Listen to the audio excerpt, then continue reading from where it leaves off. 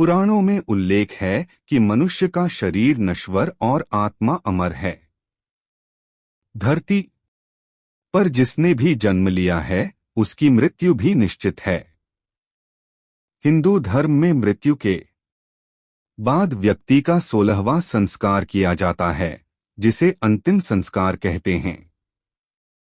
हिंदू धर्म में इस क्रिया के तहत व्यक्ति के शरीर को जलाया जाता है, लेकिन सवाल है कि मृत व्यक्ति की आत्मा कहाँ जाती है। गरुड़ पुराण के अनुसार मृत्यु के बाद व्यक्ति की आत्मा अपनी अंतिम यात्रा पर निकलती है, जिसमें उसे कई पड़ाव पार करने पड़ते हैं। आज हम आपको बताएंगे कि मृत्यु के बाद आत्मा कहाँ जाती है और उसका क्या पुनर्जन्म होता है या नहीं।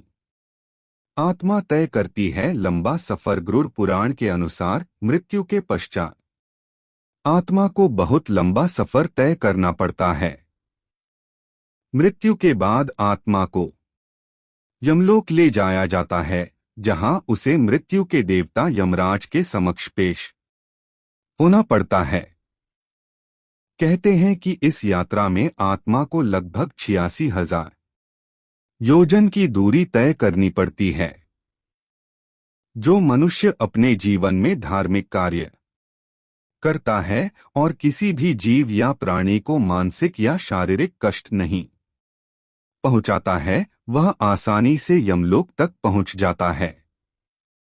इसके विपरीत जो मनुष्य अपने जीवन में दूसरे मनुष्य को कष्ट पहुंचाते हैं, उनको यम के दूत कई तरह से प्रताड़ित करते हुए ले जाते हैं। ऐसी आत्माओं को लंबा इंतजार नहीं करना पड़ता। मरने वाले लोगों में 4% को 300 साल से 1000 साल तक और हो सकता है हजारों साल तक जन्म लेने के लिए इंतजार करना पड़े। फाउंडेशन ने यह अध्ययन मैडम ब्लैवत्स्की और लेड बीटर की स्थापित की हुई थियोसोफिकल सोसाइटी के साथ मिलकर किया है।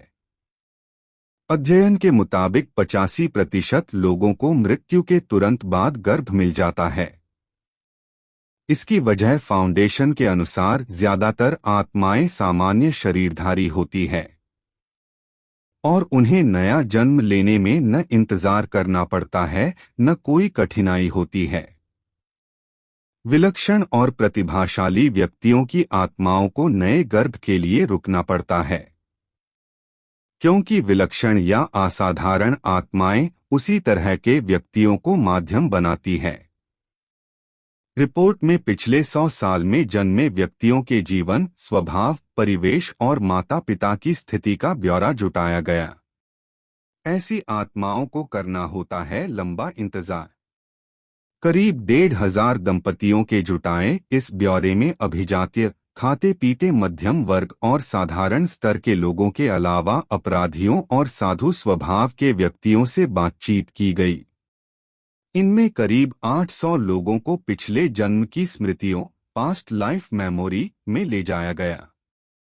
जो विवरण मिले उनके अनुसार 2% लोग ऐसे होते हैं जो या तो खूंखार अपराधी थे या संत महात्मा। इन्हें नया जन्म लेने के लिए रुकना पड़ता है। व्यक्ति साधु हो तो क्या और असाधु या क्रूर हो तो क्या होता तो असाधारण ही है। असाधारण व्यक्तियों को नया शरीर और नया जन्म पाने के उपयुक्त स्थितियां और वैसे ही माता पिता चाहिए। राम, कृष्ण, बुद्ध, महावीर, नानक जैसे अवतारी महापुरुषों से लेकर रावण, कंस, अंगुलिमाल, मार, चंगेज खान, औरंगजेब जैसे क्रूर व्यक्तियों के उदाहरण हैं, जो अपने क्षेत्र और प्रवृत्तियों में अन्यतम थे। इसलिए खास आत्माओं को लगता है पुनर्जन्म लेने में वक्त। संत महात्माओं के पूर्वजन्म के वृत्तांत तो आज भी मिलते हैं। उदाहरण के ओशो ने एक बार अपने प्रवचन में कहा था कि उनका पिछला जन्म 700 वर्ष पुराना है। 700 वर्ष पहले वे कोई अनुष्ठान कर रहे थे।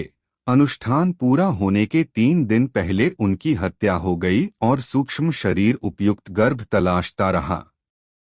दोबारा जन्म लेने की स्थितियां 700 साल बाद बनी। कहते हैं कि अनुष्ठान के 3 दिन पूरे करने के लिए उन्हें इस जीवन में 21 वर्ष तक रुकना पड़ा।